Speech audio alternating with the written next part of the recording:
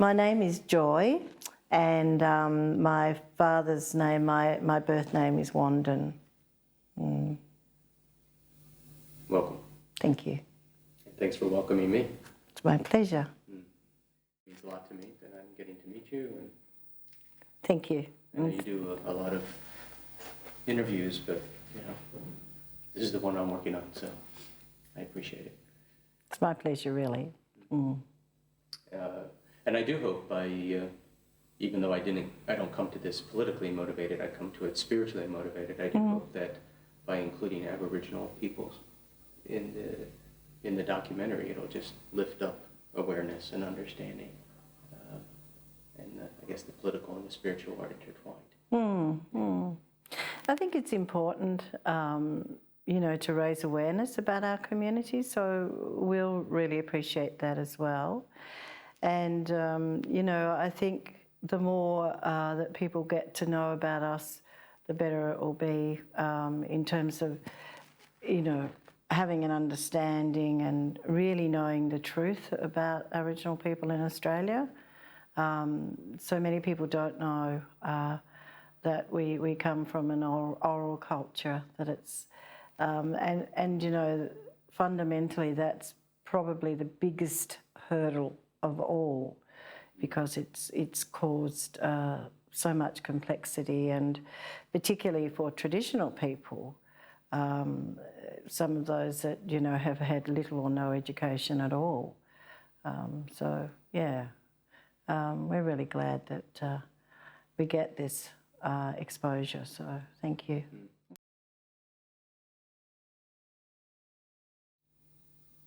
Okay, I was born to my mum and dad, Olive Morgan and James Wandin. My dad was a Wurundjeri man. That's our belonging, that's our country. I'm one of 10 children. I'm currently the oldest surviving child.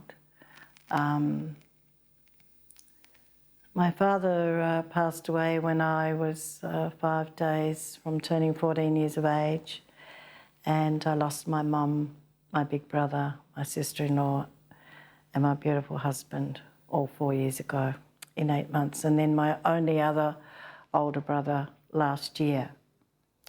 So I'm in a situation now in my life as the senior elder of the Wurundjeri people, but I can never hold the position of being the Narangita or the head person. As a child, I think I was born stubborn. I think I became determined with my stubbornness. I was always asking lots of questions. I felt that I always needed to be aware of what was going on. Maybe that's because I was the eldest girl. Our lifestyle was simple. We didn't need for much. We were fed as well as we could be and clothed as well as we could be. My dad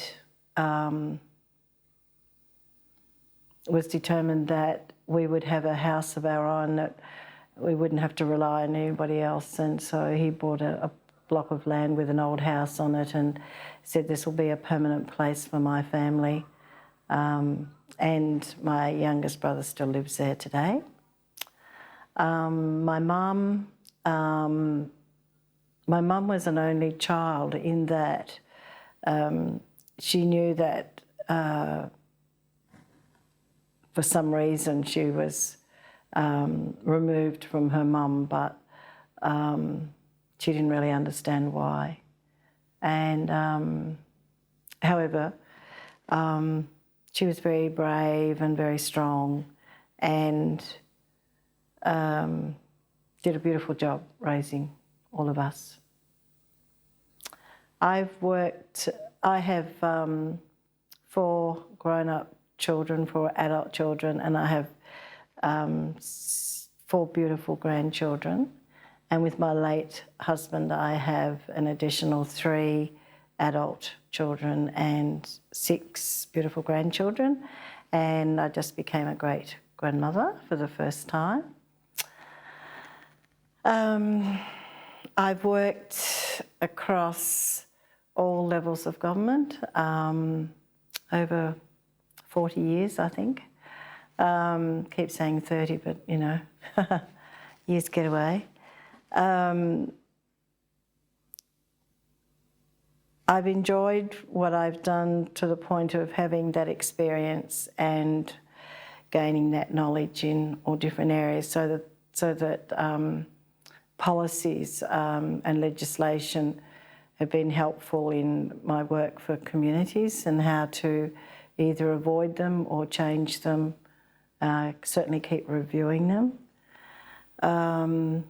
I've also worked in the arts and still work in the arts. I felt that I needed to have a cultural heritage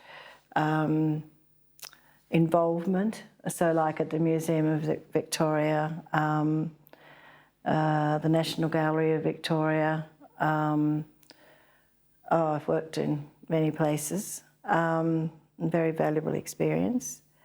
And what am I doing now? I struggle now to keep my feet on the ground, but I'm earnest about what I can still do for my community. And I don't just mean Wiradjuri community, my dad's people, but for the Australian Aboriginal community. I have a responsibility as the senior elder, more so now, to ensure that, and I need to go in peace, I need to leave this earth in peace, to know within myself that I've done what I can do.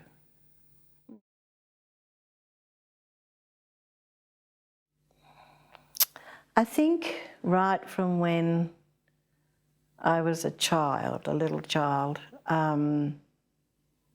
you know, with my dad living on missions and reserves and having, you know, the Christian faith.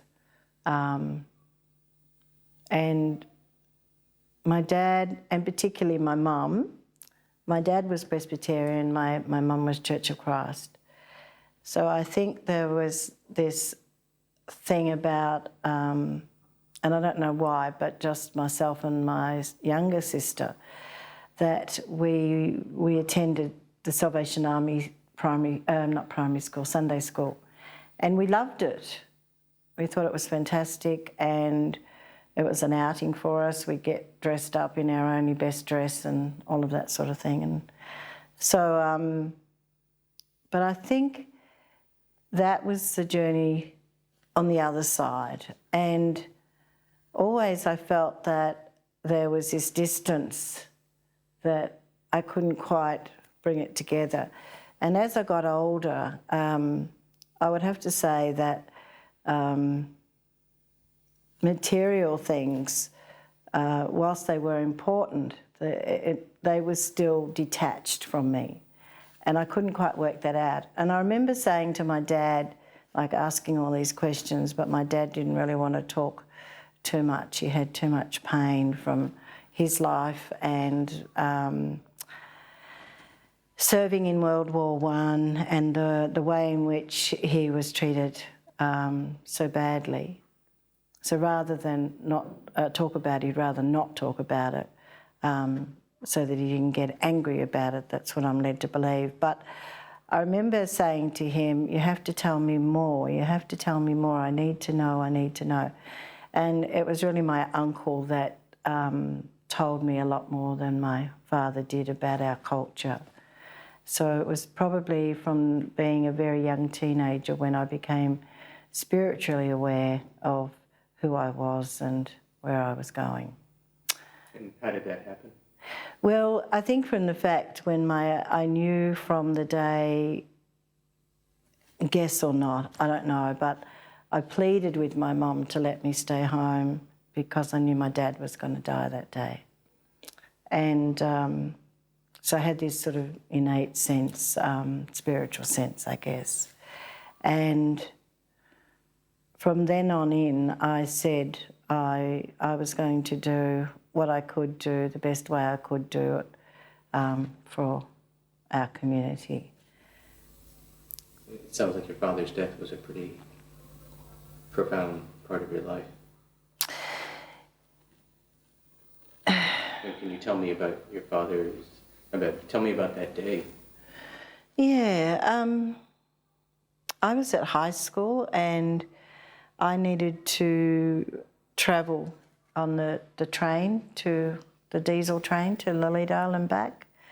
And I think because I didn't have and I wanted a greater opportunity to share more things with my father, and I felt that I needed to be with him when he was going, those last few moments. And so my mum had to take my two younger brothers across to the doctor's, which was just on the corner, just a little bit up the road. And so that left me and my uncle, my dad's brother, but Uncle Frank was outside. And I just basically, would talk with my dad. He wasn't talking much anyway. And we didn't really share anything more. But I felt just really good, just being there and just giving him company, I guess. I don't really know what it was all about. And my mum came back and she asked me how Dad was, and I said, he's okay. And the boys went out they'd been crying, that's right, they'd been crying because they'd had to have an injection, and we all were in the room, in Dad's room, and he said to the boys, oh, you little sooks, you can't hurt that much, it's good for you. And he sort of gave them a little cuddle, but he wanted them to be strong.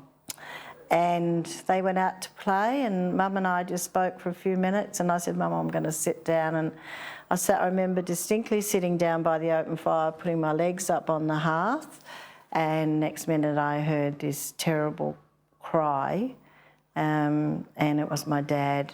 They call it the death call, and he was gone.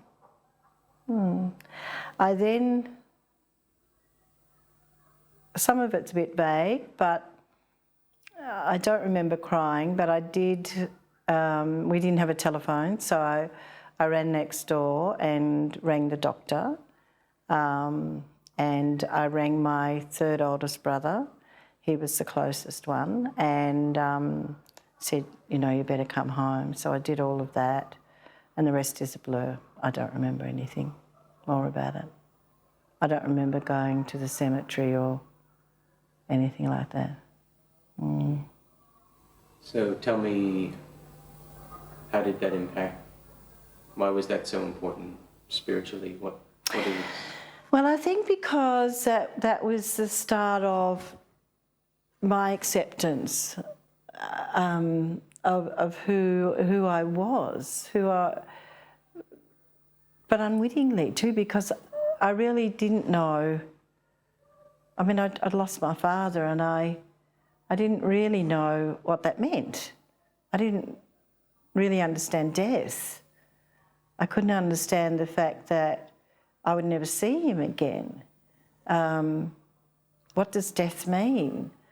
And my dad died on the 21st of August 1957, but then the next thing was I lost my second eldest brother on the 6th of November 1963, and I was really close to him. And that was where I don't know that I still understand death, but I think that's what really struck me as you do die and you do leave, and and there's nothing else. But I have to say that I felt that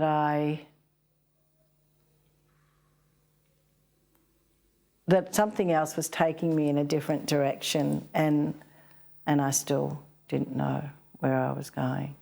But I think having lost them so closely, and two people that I love very much, and my brother was my best mate, it was a guidance for me that, and it made it more stronger spiritually, that my job would be about looking after community, doing whatever I could, and never dreaming I'd be a leader, but somehow being upfront about what I needed to be, and that I'd always have, that guidance with me all the way. Since that time, what's happened in your life spiritually? What have been some very important markers and moments for you? I think, your destiny is, your life is planned for you. I never dreamt that I would have done half the things or a quarter of the things that I have done. Meeting and being able to personally greet people that, I respected so much, and who just seemed to, well, they did. They gave me more than what I needed, or there was no expectation, but it was just a soul thing, like meeting the wonderful Nelson Mandela. I can still see him to this day. I was walking down to greet him, and he was walking toward me, and he was, of course, a human form, but the presence of this man was so strong that I felt that strength, which still makes me feel very strong, even at times when I'm very, very weak and just want to die. I can think of him. The great Muhammad Ali, who held onto my hand for what seemed an eternity in a boxing ring. And I think having those opportunities, I've met the Dalai Lama before, and he just made me, I was nervous about meeting him. I felt that first of all, that I might do the wrong thing, and I didn't want to offend him, but I also felt that I needed to pay him proper respect, and in the end, it was just being me, because he made me feel the way I should feel, that I didn't have to do anything extraordinary. I just had to be who I was, and that was to offer him the spirit of this land, and that, what I was offering him, he was accepting very gracefully. I guess for me, not only greeting and meeting people, but being able to extend in very many different ways words of comfort in some way, but support for many people, just making people, and no intention of mine, but just being with people, and then their offering back to me was to say that you make us feel so good, you make us feel grounded, you make us feel so welcome. So I think it's either been instilled in me, or I have it, or I've inherited, but some faith, some belief that I have within, although I don't practice any faith, it's there. I can't explain it, but other people other people let me know, which is really very nice. Mm.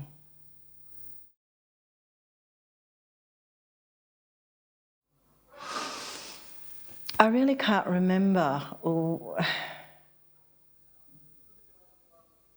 because I just regard my life to be the most amazing life anyone could have. I believe that I've been given a gift, this beautiful opportunity to do what I do, and I'm supported along the way. I've worked hard, and I've done the yards, but I've never asked for anything. Well, no, I take that back. No, I haven't. No, I haven't. Even when my beautiful husband was dying, I wanted to ask my culture to make him better, and I couldn't.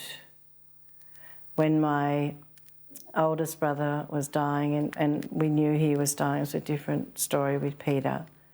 I knew it was his time to go. When my sister-in-law went, it was, I gave my brother, her husband, I gave him that sense of freeing her, because she was in a coma and he wanted to have some recognition. He wanted to have that she knew he was there, and so I guided him through that, and that happened, so that was really lovely. When my mum died, I just can't believe it. I didn't want her to die. And I didn't ask. I was so angry. So I don't really know when.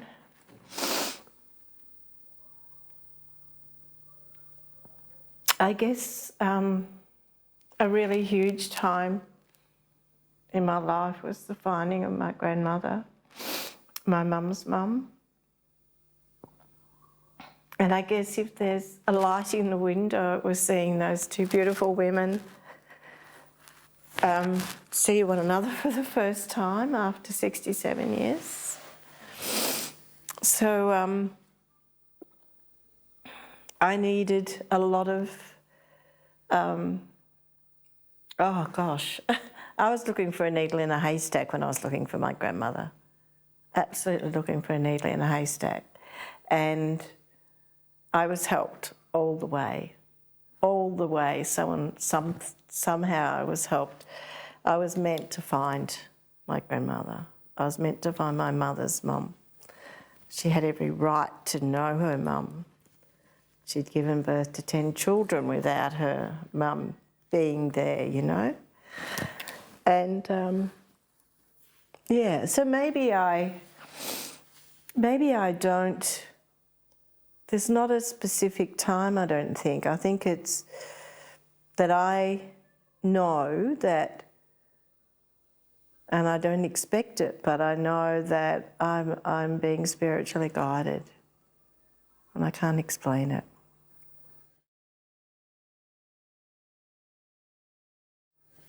Tell me about finding your grandmother.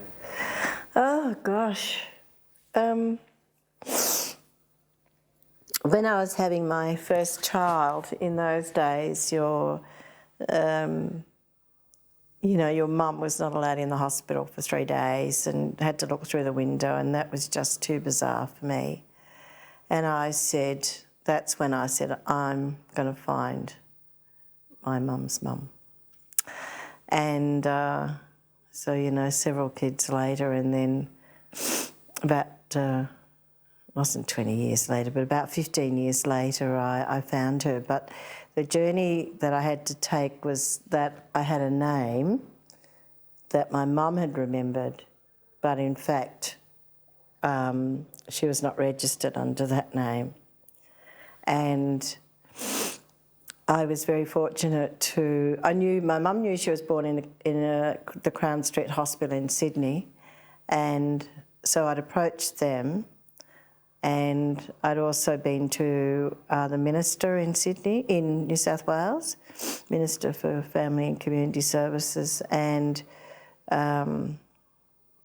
so there were just all these little links along the way, and I just kept delving and delving and delving.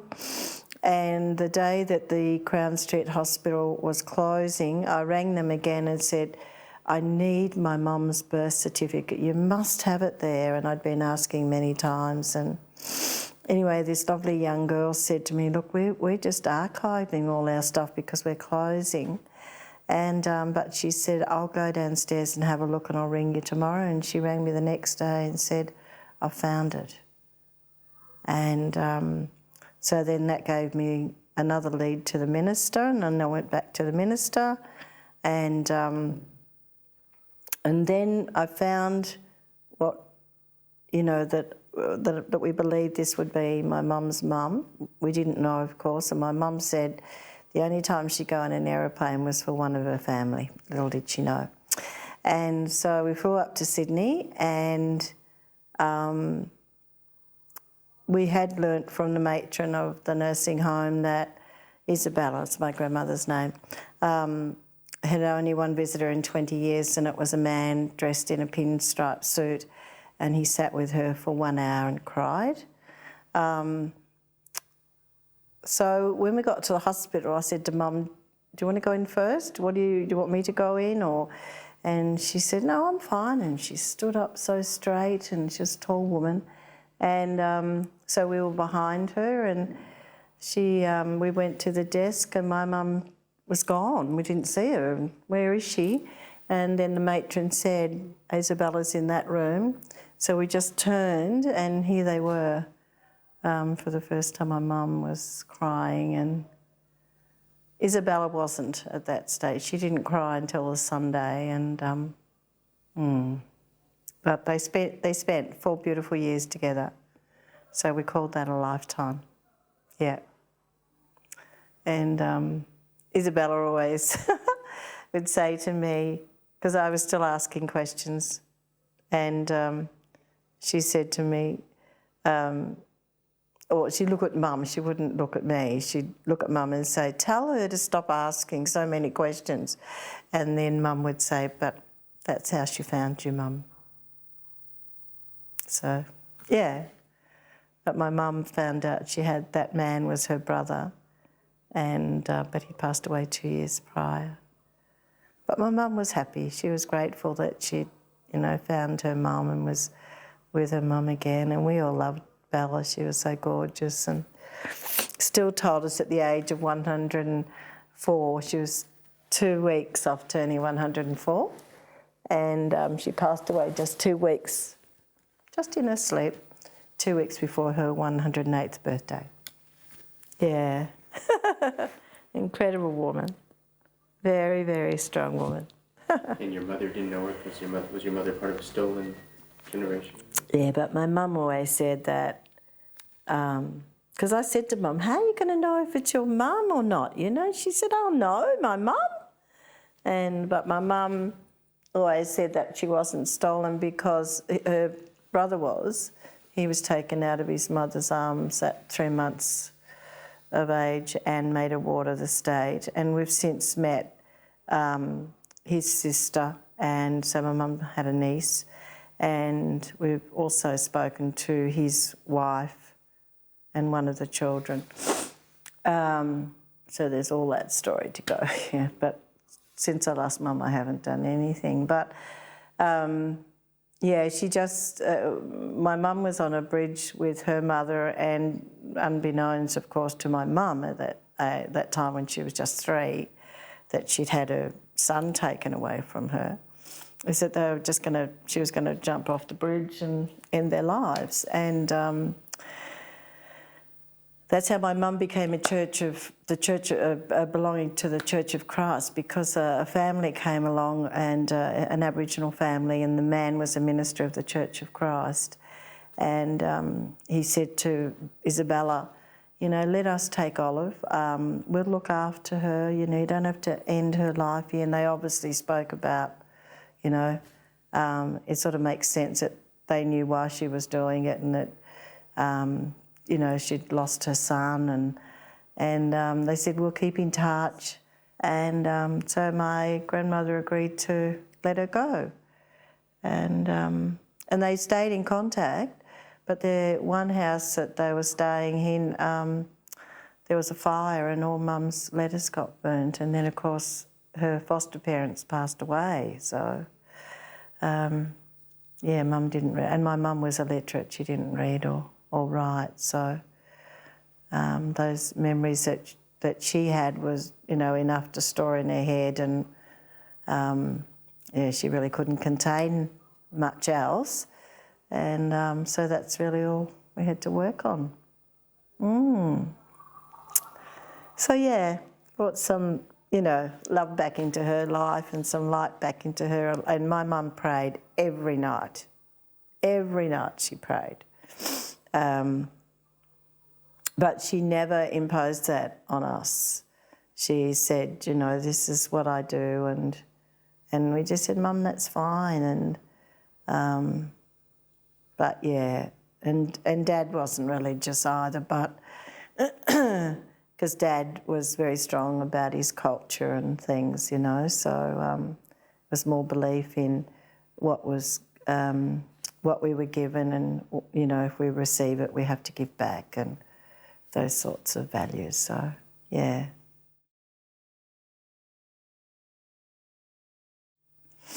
What are you most grateful for?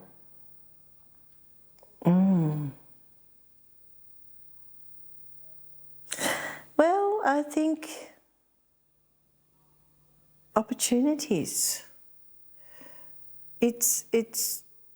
I've had an amazing life. I can't, I mean, there are many things that I'm so grateful for, you know, to have beautiful children and grandchildren and all of that, and my parents, finding my grandmother, all of those things, but my beautiful husband, of course. But at the end of the day, it's about what life's given me, and life has given me such an amazing life. I can't believe I've, you know, just some, and strength. And that strength has to have come from my parents.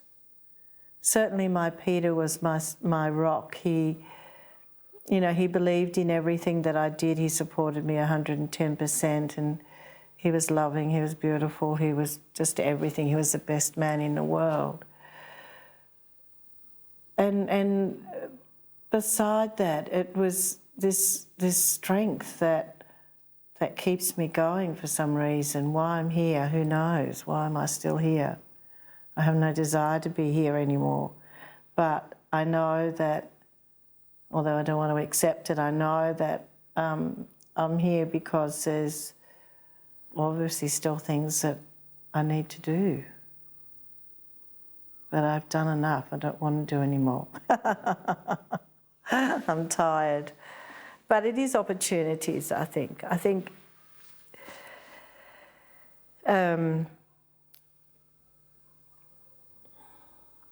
just two examples come to mind.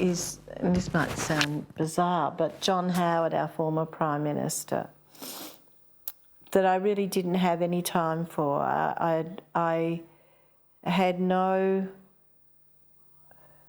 wish, not because he was Liberal, I had no wish to talk to that man. I just didn't see any point in it. And he was coming to Healesville to one of his colleagues, electorates, and she asked me whether I would, he was coming to speak at the RSL Hall, and my dad's name's on the honour roll. And his colleague asked me if I'd welcome him, and I said, I'll have to think about that. And then anyway, I said to myself, of course I will. It's my father's country, Dad's name's on the honour roll, he should know that, you know. So it was again about this recognition of Aboriginal people. So I welcomed him, and this man that I had no desire to meet was quite amazing. He was very taken in. He related to me because his own father had served in the war. And he accepted the greeting, the welcome with, he was so gracious. I just couldn't believe it. And then there was the Queen of England, and you know, when that was happening, or when we knew that was going to happen, you know, our community said, you're not going to welcome her, no way, no. Look what she's done to this country, she still governs us, she still rules us, we live by her law, the British laws, blah, blah, blah, blah. And I said, but if we don't welcome her, she's never going to know that we're still here. She's never going to know that, you know, we're strong, that we've lived on, and, you know, we need to have this change, we need to do this, we need to do that. And as a result, I've now welcomed all of her family except Prince Charles. So when her family come, they ask to be greeted to Wurundjeri country. And, you know, like I've met Princess Anne twice now, and she remembers me. And so all those connections are so important. One day it'll, you know, it will result in something, whether we become a republic or there'll be some benefit to our community. So it's the opportunities, I think, they're the utmost. What's your greatest wish?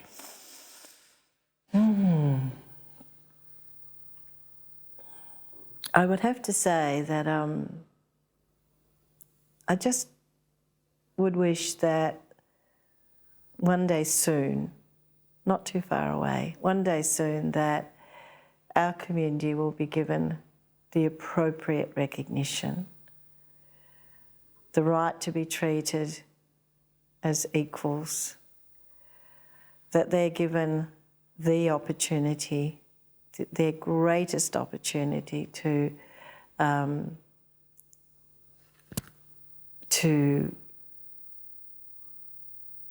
be accepted as they should be, and not as a not to be seen as second-class citizens, or not to be given that recognition of being the first Australians.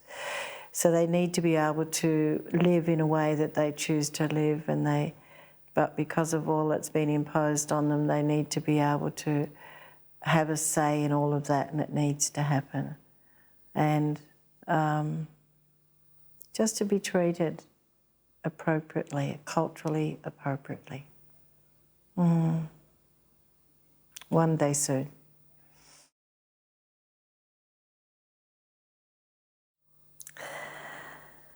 I think my message is that, you know, we all talk about peace, we all talk about harmony, we all talk about friendships, we all talk about partnerships. But I think for me, the message is that healing is such a painful thing, and healing hurts. And if we're truthful about healing, well then we need to heal in a way that is for everyone. Now, whether we do that by in practical ways, but we need to, our hearts need to feel that healing. We need to be able to not join as one, because we are individuals, and everyone needs to be given that acknowledgement as an individual. But, you know, there's got to be this harmony of hearts, and so that reality is real. We can't live in this world that won't face reality, doesn't face reality. So much of it is superficial. So much of it is too transparent. It really needs to be indelible. It's like the footprints that have been left on this land. Those footprints are there for us to continue our journey. We follow them, you know, that's why they've been left. We follow that journey. And others are more than welcome to come along. So, yeah, we've just got to be able to make it so that it is indelible, so that it never goes away. You never lose sight of what things are. What's one area where you think reality isn't being seen today? Well, you know, reality is, for me, is about measuring an immoral measurement of difference. It's about those greedy corporates, and most of them are. But it's about them, you know, sharing, giving what they have, so that we can all come up to, you know, a sort of a lateral line. There's too much that is needed in the world, and there's so much out there that's not being shared. Was there a time in your life where you feel like you weren't seeing reality? I think that's been through my whole life.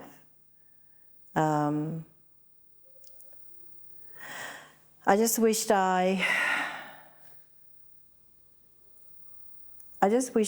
could maybe wave a magic wand and help everyone, but also let them help themselves, empower them to feel strong and to be brave and stand up for things. And, you know, you don't have to bow at the feet of people literally to get your message across, and know that you have the right to say things, and you don't need to offend people to do that.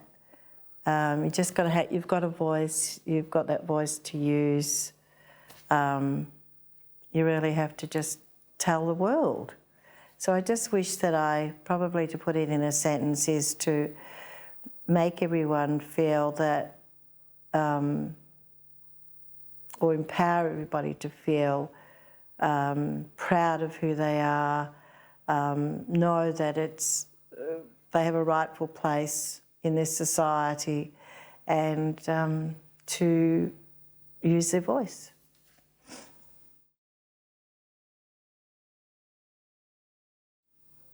Tell me, I know the connection for Aboriginal people to the land is profound. Mm-hmm. Tell me about a time where you felt a profound connection to your land.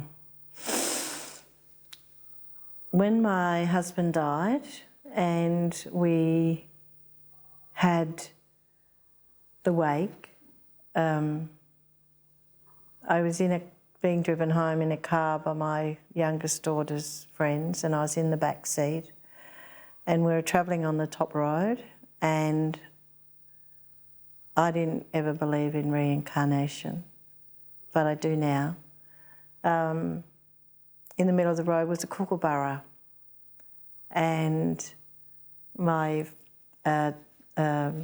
youngest daughter's girlfriend's husband said, "It's not going to move." And he just pulled up and we sat there. And then, I'm going to toot this thing, get off the road, he's yelling out, you know, and it wouldn't move. And I said, no, you have to go around it. That's its place.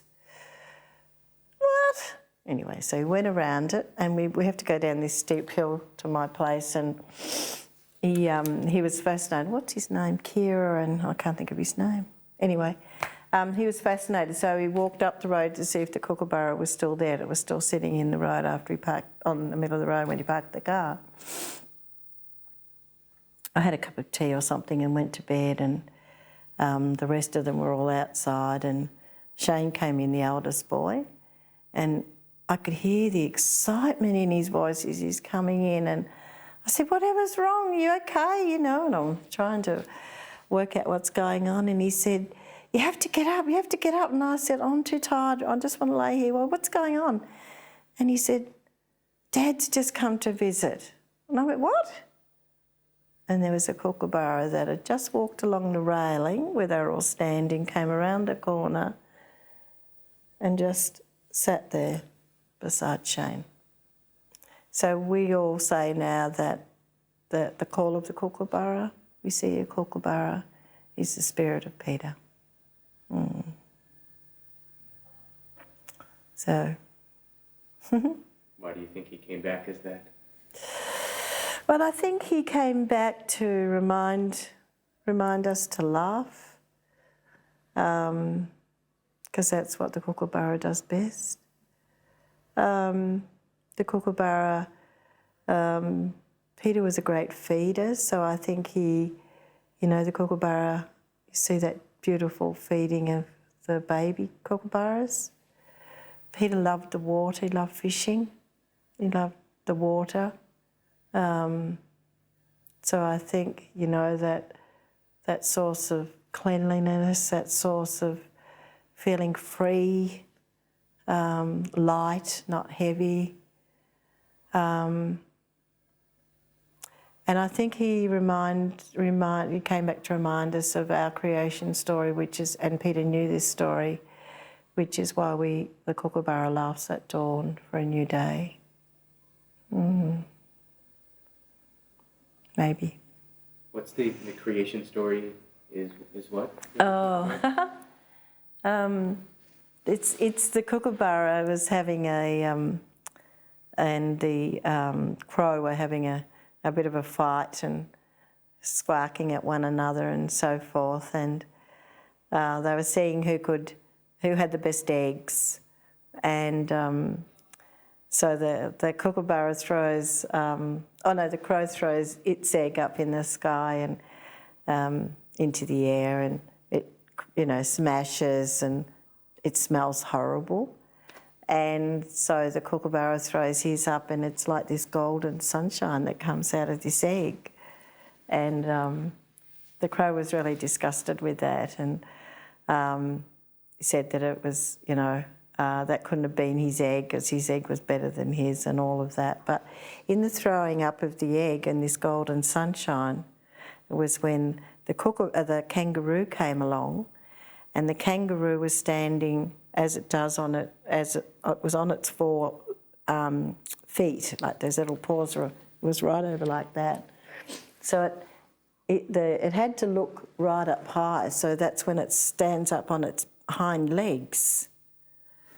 And the kookaburra looks up and laughs, and it was dawn. And the kangaroo has stood on its hind legs ever since then. So they say that's the awakening of the dawn, the yellow yolk and that beautiful golden sunshine is when dawn appears.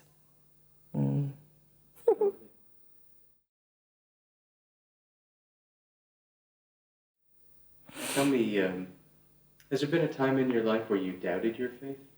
Absolutely. Absolutely. Tell me about a time you doubted your faith. What happened?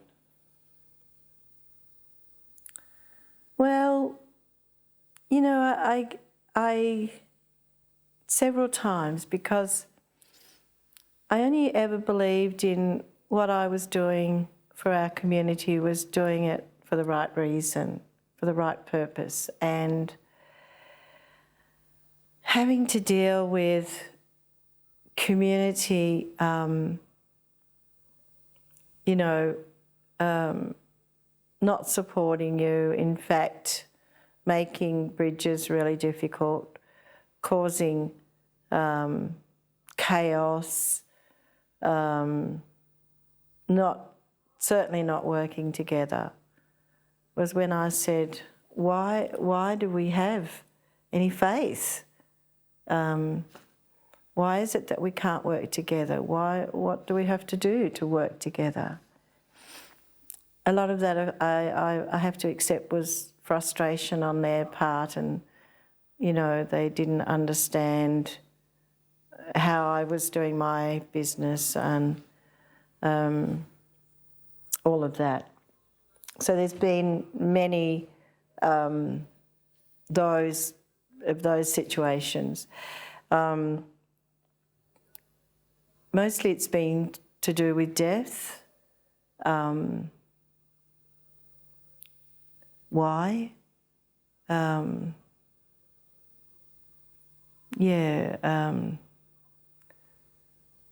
Why is it with death? Why can't you, call your faith and change things?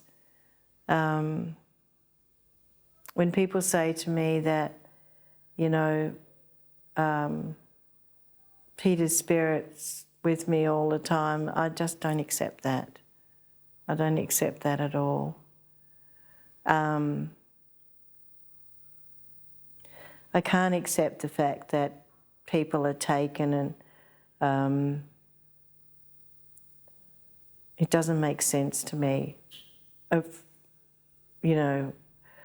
why anyone murders anyone, why children die, why mums suffer and their children have to see them suffer, why young people are killed in road accidents, all of that. I cannot understand death, and all, faith just lets you down.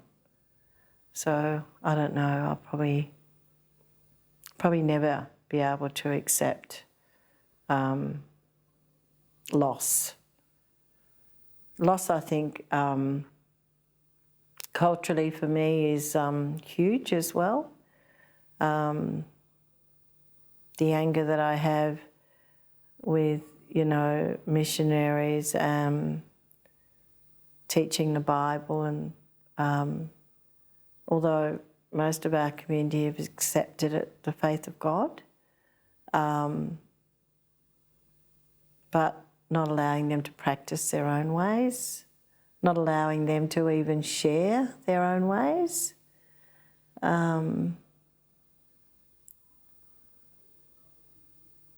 And I think too the way in which white man has treated our communities is of course been disgraceful, but it's also a discrediting of who you are. It's not, it's taking away your human right. It takes, spirit and soul are, they're very precious in each of us, but, when that's taken away from you, it degrades you, it really makes you nothing. So, yeah. It's interesting that many of your spiritual awakenings and doubts were the same event. Deaths.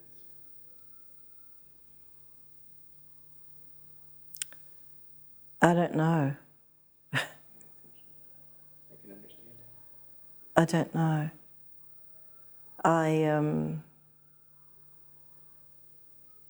I respect faith.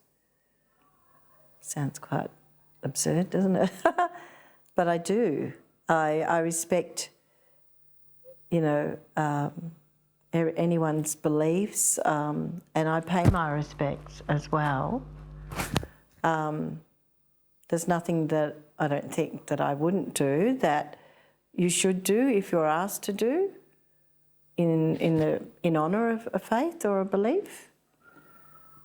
But it's the faith for me that doesn't work, if that makes sense. So, how would you define your faith today? What is your experience of your faith today? I think faith for me is about being here at the Parliament of World Religions, agreeing to be a patron. It's about bringing people together. It's about sharing one another's stories. It's about learning from each other. It's about getting to understand more deeply about the meaning of what people believe in and why they practice, how they practice. I think that's what it's all about, because I don't do things unless I believe in them. And my father said, one of the many times that I kept asking him to tell me more, he said to me, "You are who you are, be proud of who you are, but you are no better than anyone else." And I'd like to believe, and I think in my heart that I've lived by those words every day. So from a man who'd been so badly treated, had seen so many terrible things happen to his family, his mum, his siblings. You know, they were, of course, the first part of that, knowing who I am and be proud of who I am, that was never any doubt. But, you know, it's not until you have experience and knowledge with others that, you know, you're no better than anyone else. That's when you start to explore what life's really about, and yeah, that you don't have to be friends with everybody. You just need to be able to respect people. If they respect you, you respect them. That's basically how I've been brought up.